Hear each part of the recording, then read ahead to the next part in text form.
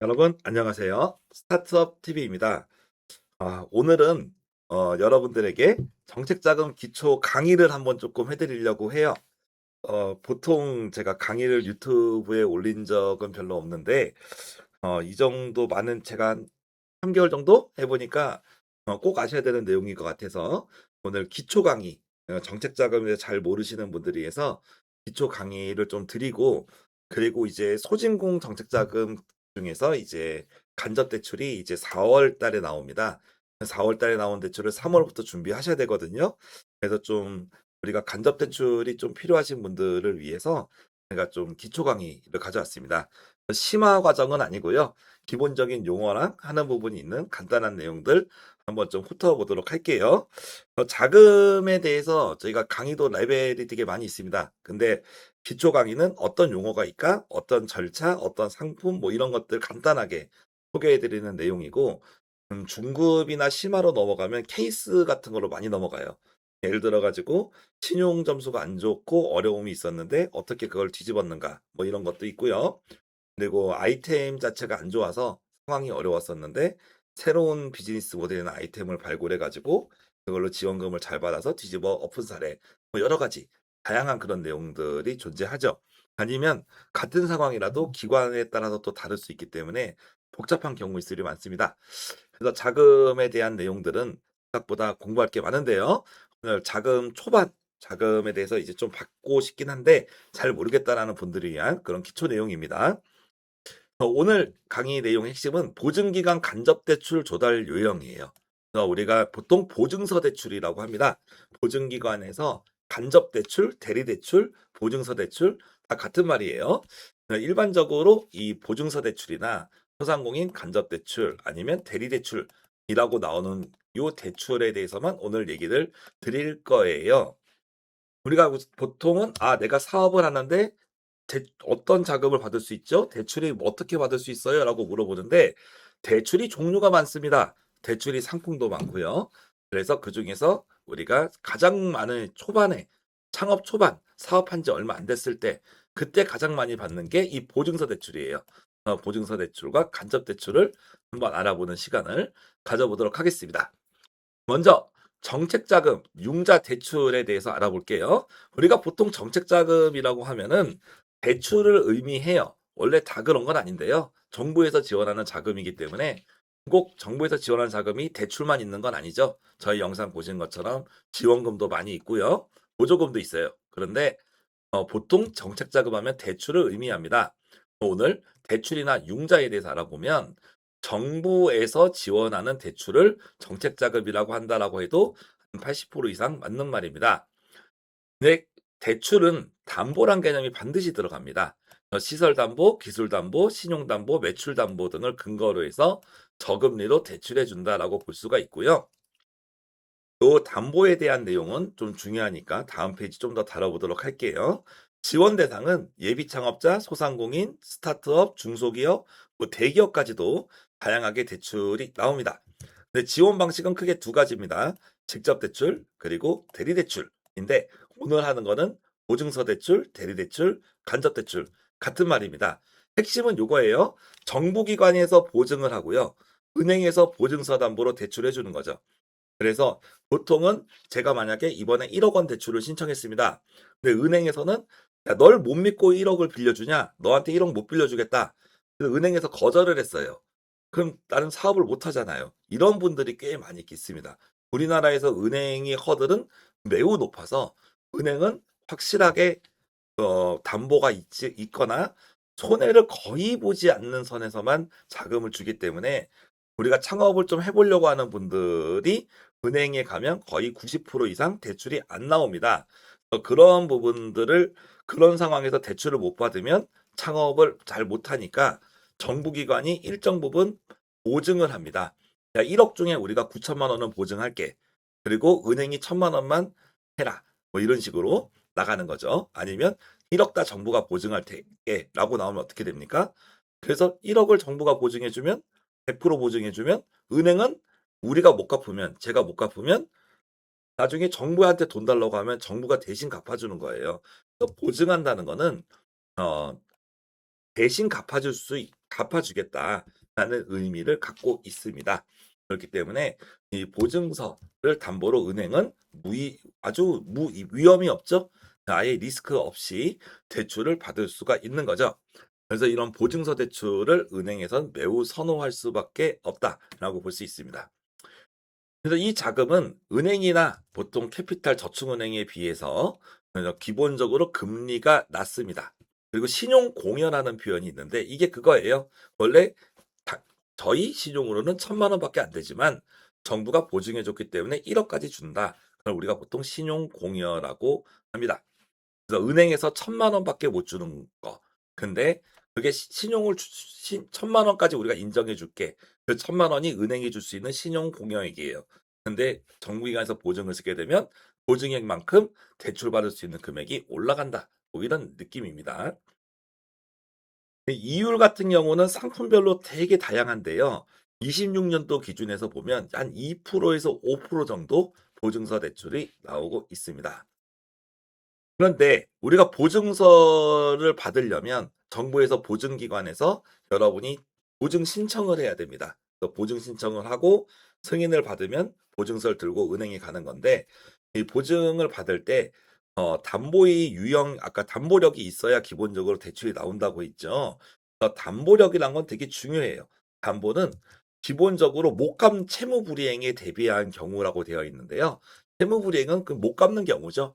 야, 못 갚으면 너 어떻게 할 거야? 아니면 내가 널 뭘 믿고 돈을 빌려주니? 그때 말할 때가 나온 게 담보죠. 그래서 우리가 가장 많이 하는 담보는 물적 담보입니다. 그래서 어떤 재산 같은 걸 맡기는 거죠. 그래서 부동산 같은 경우 보통 저당을 잡히고 한다고 하지 않습니까? 그렇게 내용이 되겠고, 그런데 좀 특이한 것 중에 여러분이 알아두셔야 될 것 중에 하나는 인적 담보라는 개념도 있습니다. 옛날에는 제3자가 보증 섰다가 뭐 보증 쓰면 뭐 집 망한다 그런 것처럼 제3자가 대신 갚아주겠다 이런 보증도 있었죠. 그런 담보력도 있지만 반대로 우리가 창업을 했을 때는 대표자의 능력도 담보로 쳐줍니다. 그게 우리가 말하는 신용담보입니다. 신용담보는 상환을 못하면 대표자가 갚아라라고 얘기하는 거죠. 그래서 신용이에요. 제가 만약에 아까처럼 은행에선 1억밖에 안 나오는 상황이었어요. 근데 어쨌거나 제 분야에 전문성이 있어가지고 보증서 담보대출 신청했더니 당신은 여기서 18년 동안 일을 했군요. 상당히 전문가시네요. 그러니까 저희가 1억까지 해드리겠습니다라고 이렇게 나올 수가 있습니다. 그런 게 보통 신용담보입니다. 신용담보는 한 분야에서 오래 일한 전문성이 있거나 경력이 오래되신 분들 아니면 대표자가 그러니까 무슨 능력이 있어 보여요. 그러니까 아, 대표자를 믿고 빌려줄게 약간 그런 느낌입니다.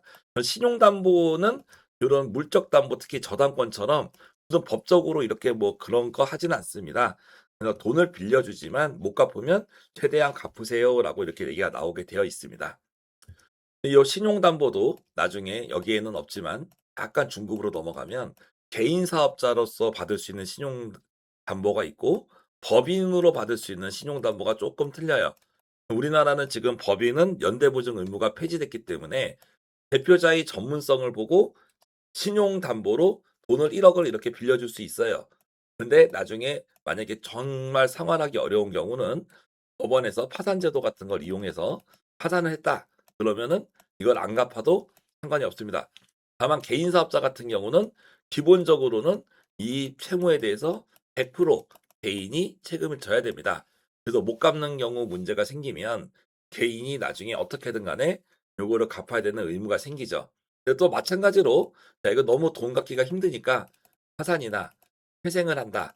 그러면 조금 면제나 탕감해주는 그런 제도들을 활용하기도 합니다.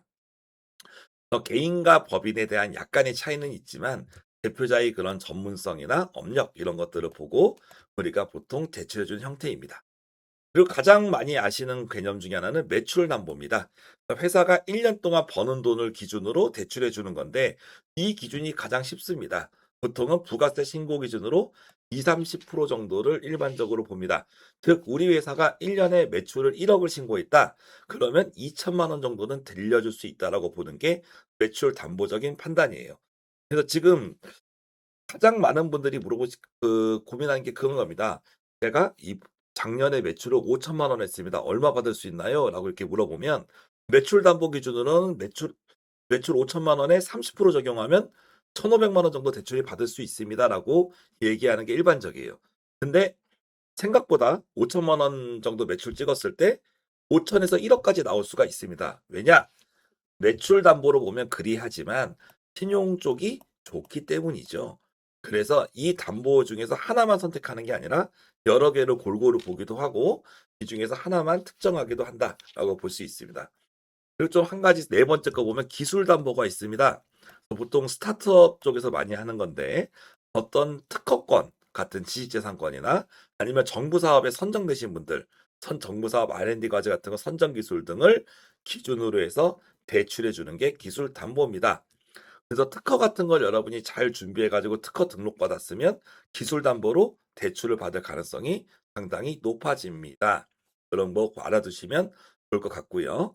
그리고 보통 우리가 아는 부동산, 건물 담보 대출 같은 거를 시설 담보라고 하고 부동산도 있지만 고가의 기계 장비 이런 경우들 또 우리가 우선 매장 같은 걸 창업했을 때 뭐 냉장고도 사야 되고 테이블도 사야 되고 이런 거잖아요. 이런 가구나 재단들을 사는데 그런 것도 시설 담보로 칠 수 있습니다. 시설 담보는 감정가의 7, 80% 정도를 보통 대출을 한다라고 볼 수 있고요. 기본적으로는 이렇게 저당권 같은 걸로 잡는 그런 형태를 띱니다. 네. 담보 설명하니까 벌써 10분이 지나갔네. 큰일 났네요, 보면은. 네, 간단하게 설명드리려고 했는데, 근데 중요해서 그랬습니다. 저 처음 초기 창업할 때는 신용을 기준으로도 많이 받고요. 매출이 별로 없으니까요. 근데 중기 단계에서는 매출로 좀 많이 받습니다. 초기 때는 신용이나 기술로 받는 게 조금 바람직한 베이스가 됩니다. 정책 자금의 역할은 기본 원칙은 꼭 알아두시면 좋아요. 상환 가능성이 충분하고 성장성이 있는 기업을 지원한다. 제가 요 두 개는 꼭 알아두시면 좋습니다. 기본적으로 대출이기 때문에 여러분이 대출금을 상환할 수 있는 능력이 있는 기업들을 위주로 지원해요. 상환 능력이 없다고 생각을 하면은 우리는 그 대출 쪽에서는 보통 상환 능력이 없다라는 거를 부실 기업 또는 한계 기업이라고 얘기하고 요 한계 기업들은 기본적으로 지원을 잘 하려고 하지 않습니다. 그러다 보니까 내가 회사가 어렵잖아요. 어려울 때 대출을 신청하면 회사가 어려우니까 실적이 안 좋잖아요. 그러니까 여러분이 부실 기업일 때 신청하니까 생각보다 자금 선정률이 떨어지는 거죠. 그래서 오히려 대출은 회사가 좋을 때 받아놓고 최대한 잘 아껴놨다가 그렇게 나중에 어려울 때 대비해서 미리 받아놓는 그런 개념이 조금 더 좋습니다. 기본적으로는 상환 가능성이 있어야 빌려준다는 게 기본 원칙이기 때문이죠. 그 다음에 두 번째 원칙은 성장성이 있는 기업을 지원을 합니다. 그래서 매출이 상환 가능성은 있지만 계속 뚝뚝뚝 떨어지고 있다. 이런 기업들은 좀 미래가 좀 안 보이잖아요. 그러니까 의외로 기각이 될 수 있어요. 근데 상환 가능성도 있고 성장성이 있는 기업, 제일 대출 기관이 좋아한다라고 볼 수 있습니다. 그리고 정책 목적에 따른 지원도 있습니다. 정책 목적은 요 기본 원칙하고 무관하게요. 산업, 대상, 뭐 지역 등을 대상으로 정부가 목적을 가지고 지원하는 거예요. 예전에 어떤 시기에 특히 코로나 시기 같은 경우 야, 코로나 때 어려운 기업들 1, 2천 줄게라고 나온 게 있었죠. 그런 게 정책 목적입니다. 정책 목적은 요 상환 가능성이 좀 불충분하고 성장성이 좀 부족해도 뽑아준다라고 볼 수 있습니다. 대표 그런 사업 자금들이 중간중간에 나오죠. 기본적으로는 은행에서 돈을 빌려주지 않고, 그죠? 근데 생각보다 갚을 수는 있는데 은행에서 돈을 안 빌려주는 영역들이 있어요. 그런 기업들을 우리가 자금을 지원하겠다. 그래서 요런 요쪽 라인들을 지원합니다. 그렇게 보겠습니다. 근데 요 D 라인은 상환 가능성도 별로 없어 보이는 기업들은 지원하지 않겠다가 기본 원칙이에요. 그런데 그런 내용으로 볼 수 있습니다. 세 번째, 직접 대출하고 간접 대출. 여기서 이제 보증서 대출의 개념이 나오는데 간접 대출, 대리 대출, 보증서 대출 같은 말이라고 있죠. 직접 대출은 정부 기관에서 바로 쏩니다. 통장으로 바로 쏘는 거고요. 간접 대출은 정부 기관에 여러분이 일단 보증서를 먼저 신청해서 보증서를 발급받으면 그 보증서를 가지고 은행에게 대출받는 형태다. 근데 여기서 세 가지 하나가 개념이 더 나와요. 그게 2차 보전이란 개념이에요. 2차 보전이란 개념은 보증서 대출이 금리 일부분을 정부 기관에서 지원하겠다는 얘기입니다. 즉 금리가 5%짜리가 있다 그러면 여기서 금리를 한 2% 정도는 정부가 지원해 줄게. 그래서 3%만 내라. 뭐 이런 식으로 이자를 깎아주는 사업입니다. 2차 보전. 그런 내용을 볼 수 있어요. 직접 대출. 그래서 직접 대출 같은 경우는 여러분들이 좀 좋은 점이 요 대리 대출이 단점이기도 하지만 이 간접 대출, 보증서 대출은 보증료라는 게 들어갑니다. 그래서 보증료가 보통 0.3%에서 1%를 받거든요. 1%로 계산하기 말이 쉬우니까요. 1억을 대출받으면 1억의 1%는 100만 원이죠. 1년에 1%씩 100만 원씩 보증료라는 걸 내야 돼요. 보증서 발급 수수료 같은 개념이라고 보겠습니다. 그럼 여러분이 1억 원을 5년 동안 빌릴 경우 보증료를 500만 원을 부담하는 거죠. 근데 직접 대출은 이 보증료가 없습니다. 즉 직접 대출을 받으면 보증료 500만 원을 안 내도 되니까 유리하죠. 5년 동안 대출 받는다고 봤을 때 보증료 부담이 없습니다. 그래서 직접 대출이 인기가 좋고 특히 아까 말씀드린 것처럼 이렇게 상환 가능성이 충분하고 성장성이 있는 기업들이 이자를 적게 내기 위해서 직접 대출을 선호할 수 있죠. 그러니까 직접 대출은 조건이 유리하고 그런데 경쟁도 세요. 왜냐하면 좋은 조건이 기업들이 많이 들어오기 때문입니다. 대리대출 역시 안 좋은 건 아닙니다. 다만 보증료가 1% 정도는 좀 더 부담이 된다라는 정도의 차이죠. 대리대출이 좋은 점은 뭐냐면요. 대리대출은 연중 수시로 접수가 가능해요. 그러니까 거의 1년 내내 접수할 수 있어요. 그러니까 보증서, 왜냐 돈을 직접 주는 게 아니라 보증서만 발행하는 거기 때문에. 근데 직접 대출은 1월에서 6월 사이면 다 끝납니다. 그리고 지금도 1, 2월 달에는 정말 박 터지듯이 은쟁해 가지고 금년 2월에는 혁신성장 촉진자금 같은 경우는 30분도 안 돼서 마감이 됐죠. 그러니까 그 정도로 아주 치열한 그런 상황이에요. 반대로 대리대출은 1년 내내 지원이 가능하다. 그리고 기술보증기금, 신용보증기금, 지역신용보증재단 등 여러 기관에서 지급이 가능해요. 그러니까 급하면은 대리대출을 이용하기가 쉽습니다. 그리고 1% 정도 이자라면 뭐 못 낼 것도 아니죠. 그런 부분들이 있고요. 그리고 이런 차이들이 기본적으로 있다라고 보시면 되겠습니다. 그럼 이 정책자금 지원 기관이 공공기관이 어디가 있냐라고 좀 말씀을 드리면 직접 대출 기관으로는 중소벤처기업진흥공단이 있습니다. 여기는 약간 제조나 아니면 딥테크 기반의 그런 이제 회사들을 지원하는 곳이고요. 특히 중소기업 위주로 지원합니다. 그리고 소상공인은 소상공인시장진흥공단에서 주로 지원을 합니다. 그리고 간접대출은 기술보증기금, 신용보증기금, 신용보증재단 이렇게 보통 지원을 합니다. 그래서 보통은 직접 대출 같은 경우는 원래 최대 1억 원 정도 수준이었는데 금년에는 좀 더 늘어가지고 유망 기업들은 한 2억까지도 올라갑니다. 그리고 중소벤처진흥공단은 한 60억까지 연간 5억까지도 줍니다. 대신에 생각보다 소상공인을 뛰어넘는 그런 기업들이 많아요. 매출 100억, 200억짜리 회사도 들어오고 그러니까 작은 기업들이 이쪽에서 생각보다 돈 받기는 많이 어려운 내용이죠. 간접대출 쪽에서는 평가 후에 결정하는데요. 보통은 좀 적게 받으면 3천부터 잘 받으면 뭐 5억 그리고 유망 스타트업들은 몇십억까지도 올라갑니다.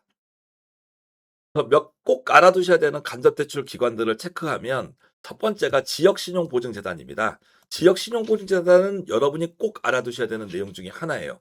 왜냐하면 이 앞에 지역자가 들어가잖아요. 그러니까 지역이 소상공인 소기업들을 지원하는 거예요. 그러니까 지역 경제 활성화를 위해서 지역에서 창업한 기업들, 지역에서 사업하고 있는 기업들을 지원하는 겁니다. 그래서 가장 담보력이 부족해도 가장 빠르게 돈을 줄 수 있는 기관 중에 하나입니다. 그 지역 경제 활성화라는 목적이 있기 때문에 여러분이 사업장 소재지에 있는 기업들을 지원을 합니다. 그래서 어떻게 보면은 초기 창업할 때 가장 많은 기업들이 이용하기도 해요. 지역시정보증재단에 가시면 보통 최소한 3천 정도에서 1억 원 정도 사이를 빠르게 자금 조달을 가능하다라는 게 좀 주요 특징이다라고 좀 볼 수가 있겠습니다. 그래서 가장 내가 규모가 작을 때 지역신용보증재단을 좀 이용할 수가 있고 반대로 또 커져가지고 지역 내에서 어느 정도 의미가 있는 기업이 됐을 때 또 역시 지역신용보증재단을 이용할 수 있습니다. 신용보증기금을 그 다음에 두 번째로 보면 신용보증기금은 가장 역사가 깊고 큰 우리나라 최대 규모의 간접대출 기관이에요. 그래서 여기는 다 지원합니다. 중소기업이든 소상공인이든 다 지원을 하고 소규모 소상공인도 당연히 지원해요. 매출이 작은 기업들도. 그런데 기본적으로 신용보증기금은 매출이 많이 나오는 우량기금에다가 돈을 몇십억, 몇백억 이렇게 주는 성향이 있습니다. 그리고 매출 담보를 지원하는 성향이 강해요. 그러다 보니까 아까 매출 담보가 우리가 20%라고 했잖아요.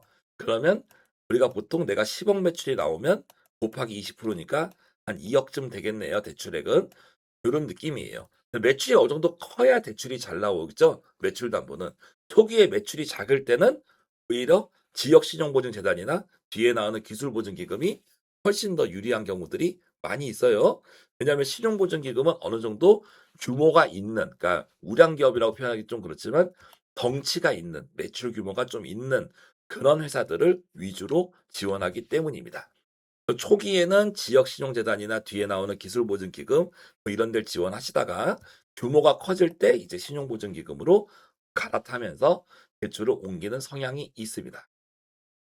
그다음에 세 번째가 기술보증기금입니다. 기술보증기금은 특허권이나 신기술, 혁신기술 등 뭔가 기술이 있는 기업들에게 기술을 담보로 자금을 지원하는 기관이에요.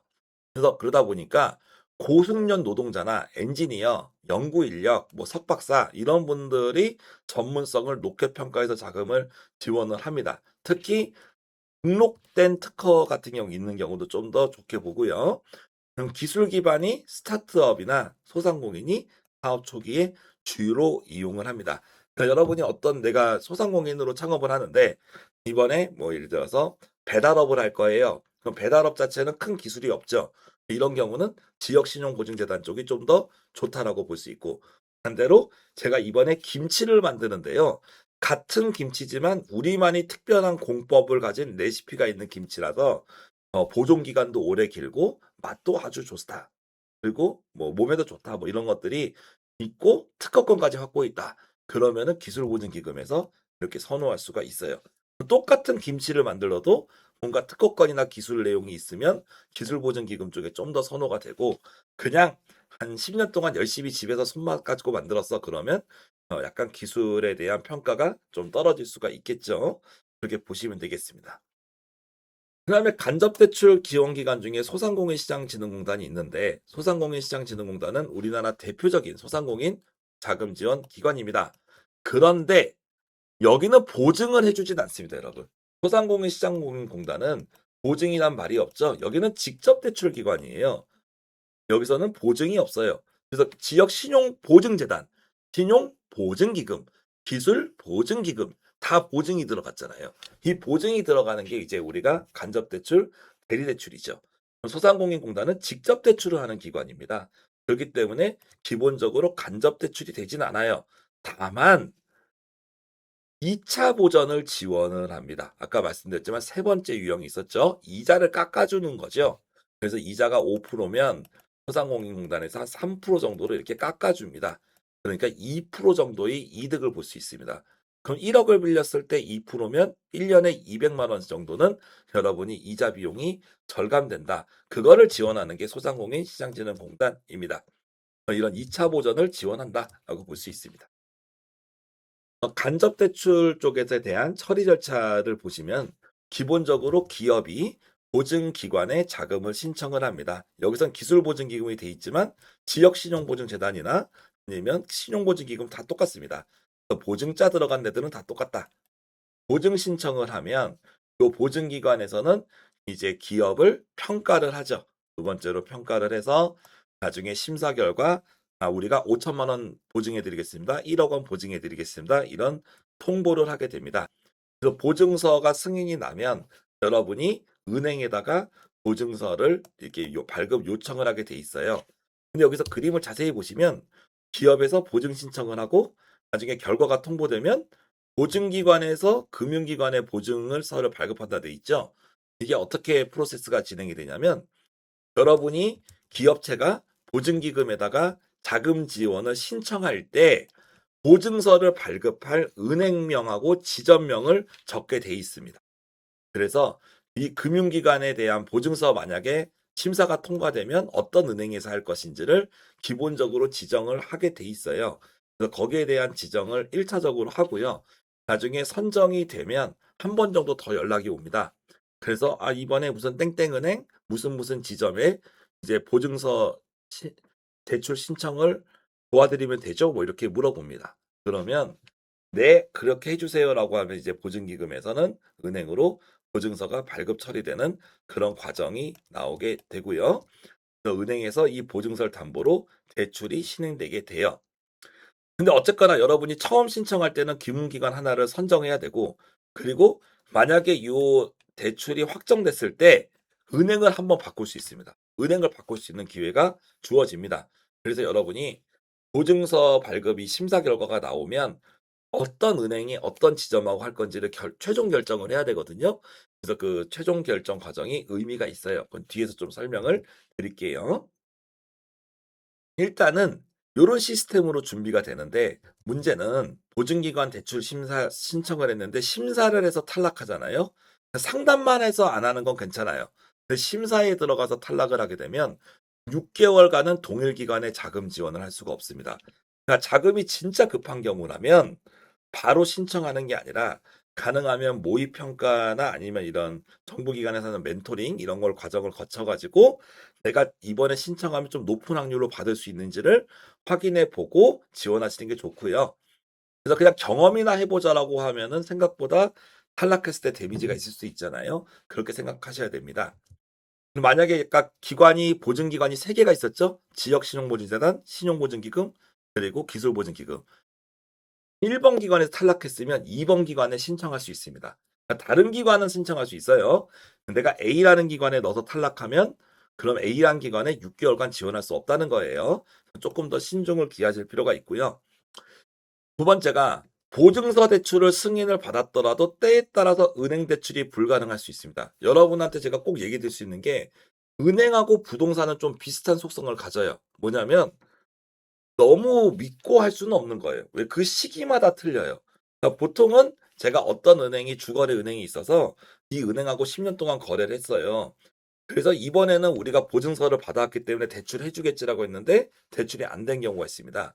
이 내용이 실은 여기서 나중에 보증률 때문에 그렇습니다. 보증률. 보증률이란 개념이 있는데 보통은 보증률이 일반적인 보증서 대출은 90% 정도를 정부에서 보증을 합니다. 정부에서 100% 보증하면 아무 문제 없이 됩니다. 근데 정부에서 90% 보증할 경우 만약에 내가 못 갚으면 10%는 은행이 책임지고 90%는 정부가 책임진다는 뜻이에요. 즉 내가 1억을 빌렸는데 만약에 못 갚았다. 그리고 파산을 했다. 이런 상황이 생기면 정부가 9천만 원은 은행에 갚아줍니다. 근데 10%는 은행이 손실이 돼요. 그래서 특히 저신용자 때, 막 신용등급이 낮았을 때 보통은 신용등급이 낮을 때 열심히 어쨌거나 보증기관에 대출 신청을 했더니 다행히 통과가 됐어요. 그러면은 보통 90% 정도 보증률로 됐단 말이에요. 근데 어떨 때는 신용 점수나 등급이 낮다고 은행에서 이 10%의 위험을 감수하기 싫어서 거절하는 경우가 놀랍게도 존재합니다. 그럼 미칩니다, 사람이. 그런 상황이 생기면은 아니 90%를 정부가 보증해 주고 10%만 하는데 그래도 안 해? 안 할 때가 있어요. 그러면 어떻게 상황이 나오냐면 은행도 비교 견적을 할 수 있습니다, 여러분. 은행을 한 군데 은행이 아니라 보증서가 여러분 되게 중요한 무기예요. 그러니까 같은 은행이라도요. 지점에 따라 다를 수 있어요. 지점이 성향에 따라서. A 지점은 90% A 지점은 보증서 대출을 승인해 주고 B 지점이 승인을 안 해줄 수 있습니다. 그리고 A 은행이 해주고 B 은행이 안 해줄 수 있는 거예요. 그렇기 때문에 기본적으로 여러분이 사전에 신용관리 열심히 해가지고 나중에 어떤 은행이든 통과될 수 있는 게 제일 좋겠지만요. 그렇지 않은 상황이 발생했을 때는 두거래 은행이라고 믿을 필요가 없습니다. 그리고 지점에 따라서 다르고 은행에 따라 해주는 데가 최고입니다. 맞죠? 좋은 조건을 해주는 데가 최고죠, 여러분. 그런 부분들이 좀 더 좋다라고 볼 수 있습니다. 그래서 너무 주거래 은행 믿지 마십시오. 오히려 여러분이 만약에 보증서 심사가 통과되면 몇 군데 은행이 가가지고 나 보증서다 주택담보대출 이번에 됐는데 니네 나한테 뭐 해줄래라고 물어볼 필요가 있어요.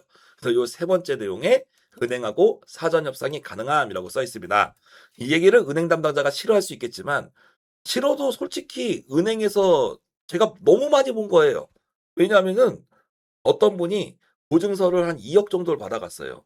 그런데 그 정도 받아가면 은행마다 보통은 보증서 담보를 어느 정도 하라는 그런 나름대로 은행에서도 실적이 있어요. 영업정 같은 데서도 실적 같은 게 필요하니까 보증서 대출 같은 걸 좋아한단 말입니다.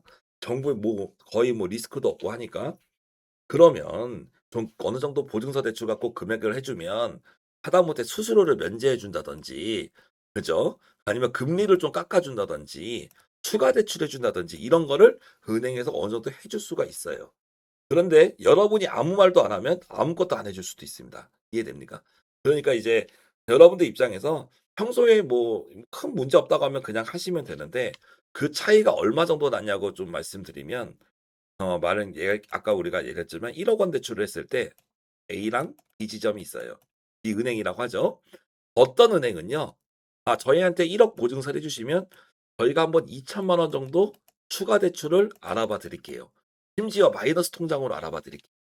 마이너스 통장으로 받으면 여러분 훨씬 좋습니다.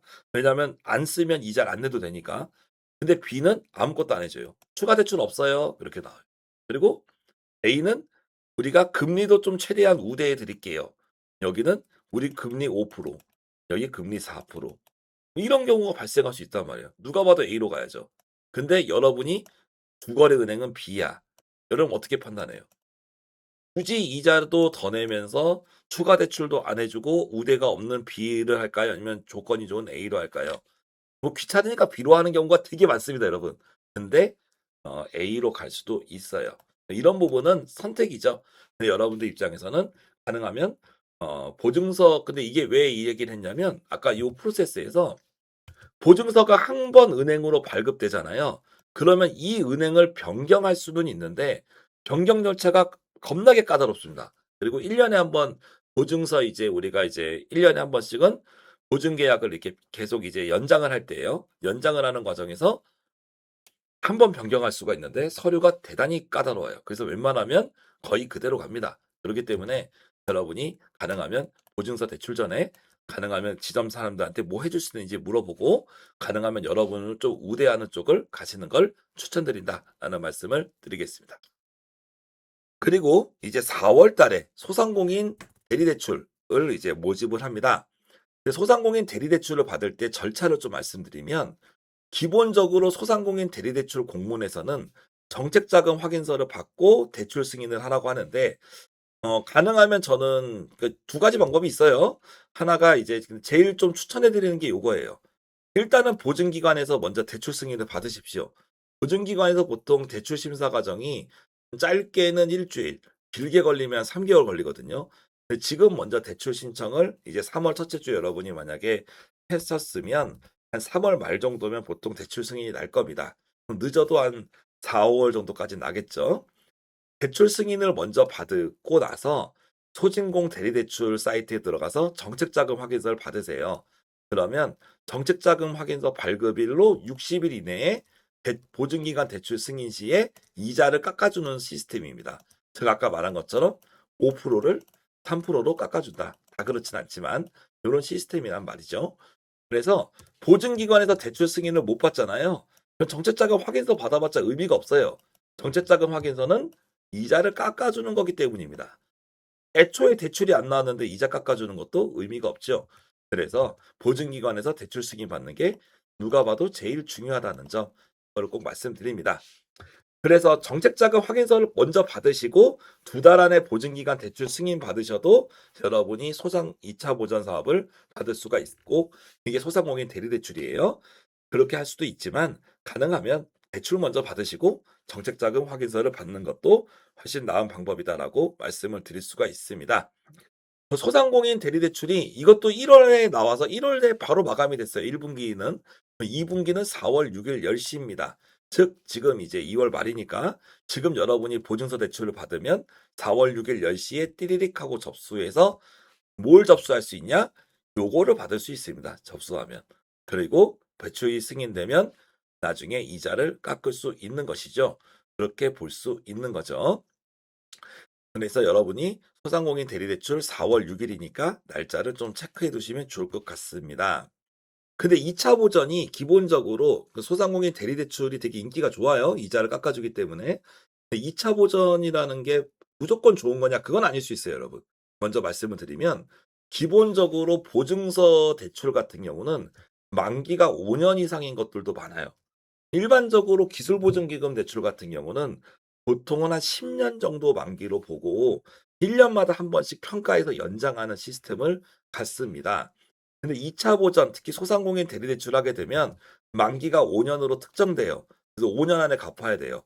차라리 2차 보전을 안 하면 이자를 더 내더라도 매년 연장하면서 계속 이제 대출을 유지할 수가 있는 건데, 오히려 2차 보전을 하는 순간 만기가 짧아지니까 여러분들이 갚아야 될 단기간에 갚아야 될 금액이 늘어나잖아요. 그러니까 현금이 압박을 받을 수가 있습니다. 그렇기 때문에 2차 보전을 일부러 안 하는 사람들도 존재한다라는 거, 그걸 말씀을 드리고요. 그다음에 2차 보전은 소상공인진흥공단이 대리대출만 하는 게 아닙니다. 그래서 여러분이 시군구 단위에서도 이런 대리대출 2차 보전을 지원을 하고 있고요. 이게 보통 이제 막 무슨 뭐 우리 동네 중소기업 육성사업, 중소기업 육성자금 이런 표현으로 쓰고 있어요. 여러분들이 어디 가서 중소기업 육성자금 이런 내용 보시면 대부분 2차 보전이에요. 보증서 받아오고 이자만 깎아줄게. 대부분 이 내용입니다. 그래서 소상공인 대리대출 말고도 다른 2차 보전 상품이 있으니까 특히 여러분이 시군구 내에서도 있을 가능성이 매우 높다.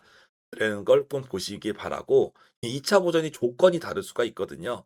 그렇기 때문에 한번 여러분이 속한 시군구에서 따져보시기 바랍니다. 그리고 문화체육, 스포츠, 관광, 농업 등 산업 분야별로도 2차 보전 상품이 있습니다. 그렇기 때문에 알아보시면 좋을 것 같아요.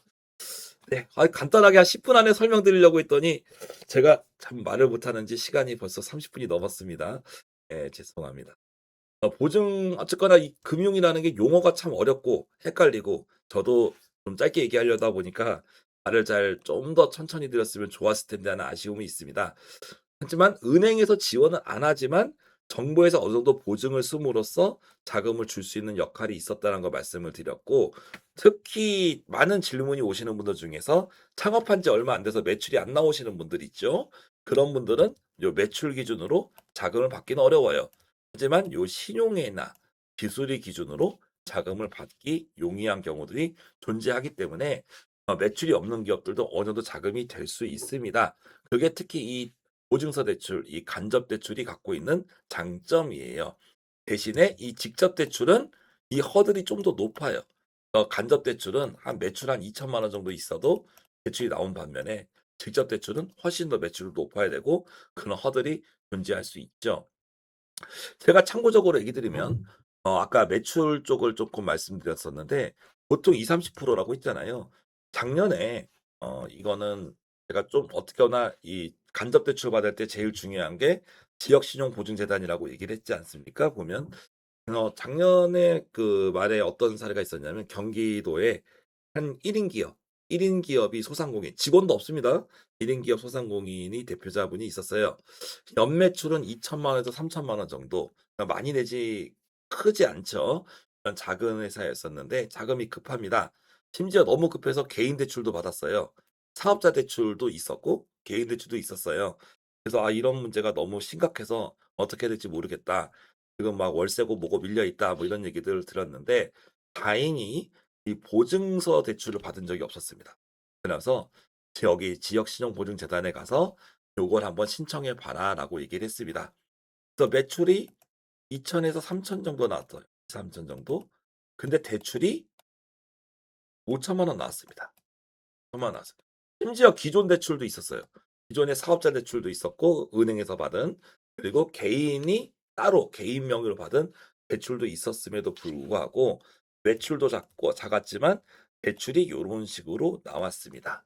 여기에 대한 내용은 지난번에 제가 첫 거래 고객에 대한 그런 이제 혜택이 있다라는 다른 영상에서 말씀드린 적이 있었죠. 그래서 그렇게 해결됐던 거예요. 그래서 어떻게 보면은 요 매출 담보가 모든 거의 가장 쉽게 평가할 수 있는 기준이긴 하지만요. 요 신용이나 기술 이런 쪽으로도 평가받아서 금액을 좀 더 줄 수도 있고요. 여기엔 나와 있지 않지만 이 기관별로 예산이 좀 남을 때가 있어요. 그럴 땐 좀 후하게 줍니다. 반대로 원래 1억 줘야 되는 기업인데 이 기관에 예산이 하나도 없는 거예요. 그래서 돈을 못 주고 아예 그 대출이 아예 탈락되기도 하는 그런 상황도 있습니다. 그런 예산의 차이가 있는데 이 기관별로 갖고 있는 이 예산의 차이를 외부에 노출하지는 않습니다. 그런 부분 때문에 좀 대출하시는 분들이 약간 복불복이 조금 있을 수 있어요. 어찌 됐든 간에 기본적으로 해서 지역 신용보증재단이나 기술보증기금 쪽에서 먼저 좀 초기에 매출이나 좀 사업 기반이 약하신 분들이 많이 받는다는 점, 그리고 규모가 커지면 신용보증기금으로 올라간다는 점, 그리고 여기 간접 대출을 받았으면 나중에 직접 대출을 추가로도 받을 수 있다는 점, 이런 점들을 조금 더 의미 있게 말씀을 드렸고, 요 간접 대출 처리 절차에서 보증기금을 통해서 이렇게 가지만 은행하고 여러분이 해야 될 것들이 있죠. 보증기관에 탈락하면 일반적으로는 6개월간 다시 지원할 수가 없기 때문에 바로바로 그냥 생각 없이 내기보다는 미리 준비하고 내시는 게 좋다. 그리고 은행 대출이 안 나올 수도 있다. 은행 너무 믿지 마라. 그리고 은행도 비교 견적을 통해서 여러분한테 좀 유리한 쪽의 은행을 여러분이 찾아보는 것도 저는 추천한다. 왜 그러냐면 추가 대출 가능성, 우대금리 가능성, 우대 지원 가능성들이 있기 때문입니다. 이 협상은 보증서 체결이 되기 전에 해야지 보증서 체결되고 난 다음에 깎아달라 그러면 뭐 그때는 거의 없을 수 있어요. 왜 그러냐면 요 보증서 대출이 은행한테도 중요하기 때문이라고 말씀을 드렸죠. 거기다가 이자를 깎는 이 깎아주는 이런 소상공인 대리 대출처럼 이런 2차 보전 사업이 상당히 좋습니다. 이자를 절감할 수 있는 것도 1억에 1%만 절감해도 1년에 100만 원씩 절감하는 거니까요. 크죠. 근데 대신에 만기가 특정되기 때문에 오히려 손해인 경우도 존재할 수 있다. 이런 부분도 여러분이 알아두시면 좋겠습니다. 자금은 뭐 때문에 이게 무조건 좋다는 게 없습니다. 이렇게 다양한 부분이 있는데 여러분이 상황이나 현실에 맞게 잘 맞춰서 가시면 좋을 것 같아요. 네, 오늘 기본적으로 한번 대리대출 이제 보증서 대출이 필요하신 분들을 위해서 영상을 좀 만들어 봤습니다. 도움이 되셨는지 모르겠네요.